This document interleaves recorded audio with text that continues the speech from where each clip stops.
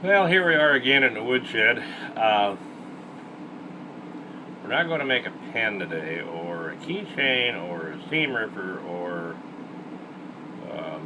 any of the usual things that goes on here. My wife has a friend who is moving on to another job and leaving the business that my wife works at with her, and they have become pretty good friends. So my wife has asked me to help her to make sort of a little, parting gift, reminder of the friendship, and hope it continues. It doesn't stop simply because the young lady doesn't work there anymore.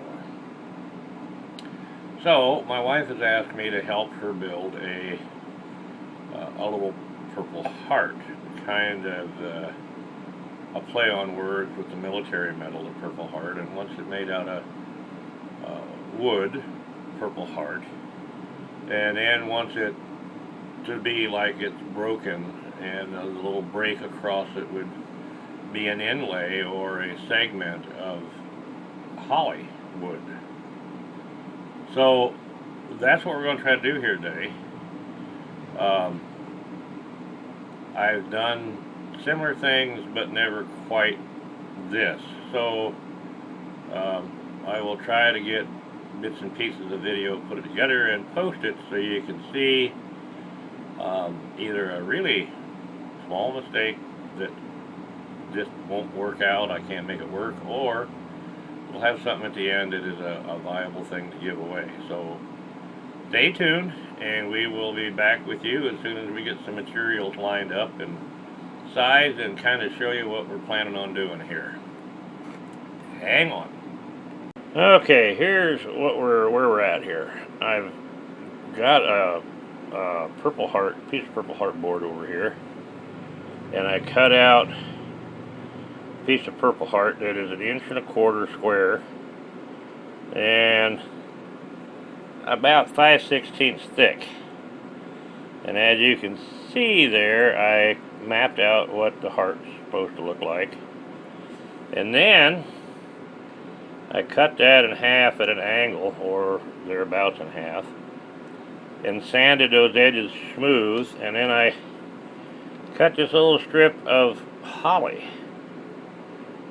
And the goal here is to get that holly bonded in the middle of that heart, like that, and then glue it up really good, and then I'm going to try sawing it out on a scroll saw. Hopefully it holds together and everything comes out well. But that's where we're at with this project, and so far so good, and we'll keep you up to speed and let you know how it progresses here. I've only got to get this thing in some kind of rough, the shape it's supposed to be. The actual final shaping and finishing my wife wants to do, and I understand that. So we will see if we can't get her a workable thing here to do with. Okay, we'll be back shortly. There is two halves married up with that piece of holly in the middle of them. You can sort of see the outline of the heart again. And now what I want to do is by hand, I'm going to sit here and sand this thing until I get it fairly smooth surface, not exactly finish, but smooth. Everything the same level. And then we're going to try cutting it out on the scroll saw. And hopefully that'll be a done enough deal that my wife can take over from there and finish the thing. So there is the Purple Heart broken with holly. Okie dokie, here's what we wound up with. I split the board into a little block of wood, Purple Heart, and then I sanded the edges, at a square 90, and I sanded my little piece of holly, and then I laminated the little piece of holly in the saw kerf where I cut the block in half, and then I laid out the heart on the block and cut the block out, or cut the heart out of the block with the holly in it. And as you can see, the holly goes completely through, and it doesn't matter which way the thing ends up around someone's neck, that's going to have that line of holly through that purple heart. So now there's some edge sanding I'm going to do to clean up the edges, and then I'll leave it for my wife to do whatever. But I thought you'd like to see a little something here. This is a little tool that I picked up, I don't know, several years ago.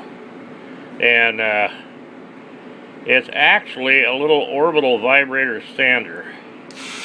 And it plugs into a wall socket. It is not battery charged.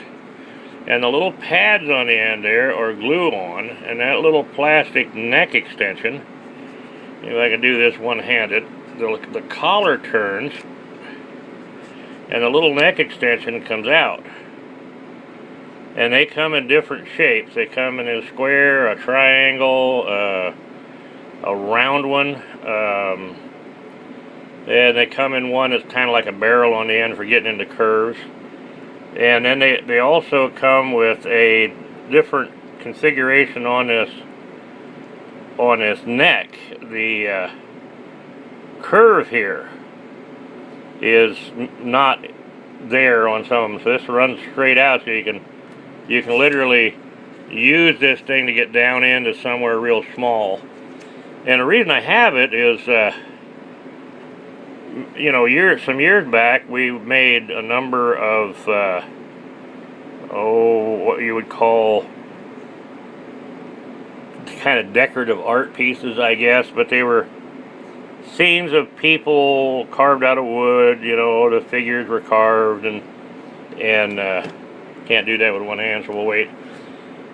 Anyway, the figures were carved from wood, and then they were put on a scene like a lake or whatever, and we'd make the lake out of pourable acrylic, and put the people in a boat on the lake, and blah blah blah. So from that, I always needed something little to sand with, because I'd spend hours finishing some of them small objects, because these things were less than a foot square we were making. So anyway, I came across this a couple of years ago, and I thought it was kind of a novelty thing till I bought it, and I use it a lot, and I really like it. And I'm not an advertiser for a company, and nobody is paying me to do this, but this is a Microlux machine. I don't know if you can see that. Maybe you can. It's a Microlux tool, and it's sold by Micromark. And I really like it. It does a lot of things. I've used it on repairing some pen parts on the lathe, spin them slow on the lathe and put a deal on here and sand, repairs down and blah blah. It just saves a little time and effort. So there you go, and I'm going to sand on this thing a while, then get the edges finished up, and then I will be done with it, and when my wife gets done with it, we get a finish on it, I'll show you the finished product.